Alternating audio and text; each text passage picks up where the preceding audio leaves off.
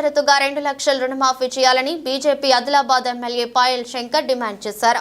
సోమవారం స్థానిక బీజేపీ జిల్లా కార్యాలయంలో పార్టీ సభ్యత్వ నమోదుపై జిల్లా మండల స్థాయి నాయకులతో శిక్షణ కార్యక్రమం నిర్వహించారు.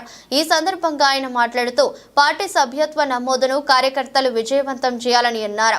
పార్టీ నాయకులు ముల్కల్లా మల్లారెడ్డి, కొయ్యల ఏమాజీ, మున్నా రాజు, సిసోడియా, యనగందుల కృష్ణమూర్తి, రజనీష్ జైన్, దుర్గం అశోక్, అమరాజుల శ్రీదేవి, భూసా నరసింహులు, మూదం మల్లేష్ పాల్గొన్నారు. కాగా NH63 రహదారి బాధితులు ఎమ్మెల్యే శంకర్ ను కలిసి వినతి పత్రం అందజేయగా అధికారుల దృష్టికి తీసుకెళ్లి సమస్యల పరిష్కారానికి కృషి చేస్తానని తెలిపారు.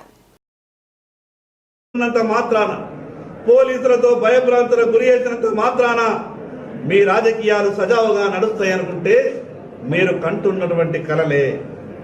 ఈరోజు రైతులకు ఇచ్చినటువంటి మాట ప్రకారం ప్రభుత్వానికి అల్టిమేటం ఇస్తున్నాం. చేసిన తప్పులన్నింటినీ సరిదిద్దుకొని ఈ రాష్ట్రంలో మాఫీ కాని రైతులందరికీ వారం రోజుల లోపల 2 లక్షల రూపాయల రుణమాఫీ చేయాల్సిందిగా డిమాండ్ చేస్తా ఉన్నాం.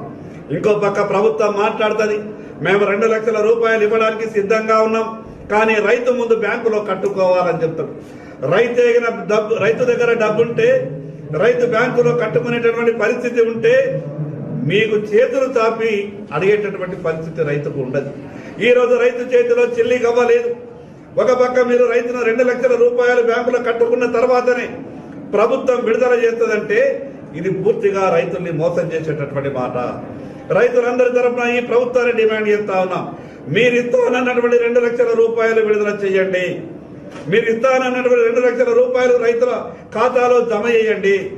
పైన ఉన్నటువంటి డబ్బు 5,000, 10,000 రైతు దగ్గర ఎప్పుడుంటే అప్పుడు కట్టుకుంటాడు, లేదా బ్యాంకు దగ్గరికి వెళ్ళి రెన్యువల్ అయినా చేసుకుంటాడు. కానీ మీరు తప్పించుకునే ప్రయత్నంలో భాగంగానే ఈ రకమైనటువంటి కండిషన్స్ పెట్టే ప్రయత్నం చేస్తున్నారు. కాబట్టి చేసిన తప్పులను ఇప్పుడైనా సరిదిద్దుకొని, ఇప్పుడైనా అధికారులతోని ఒక కోఆర్డినేషన్ గా వెళ్ళి ఈ రాష్ట్రంలో పరిపాలనని గాడిలో పెట్టాలా.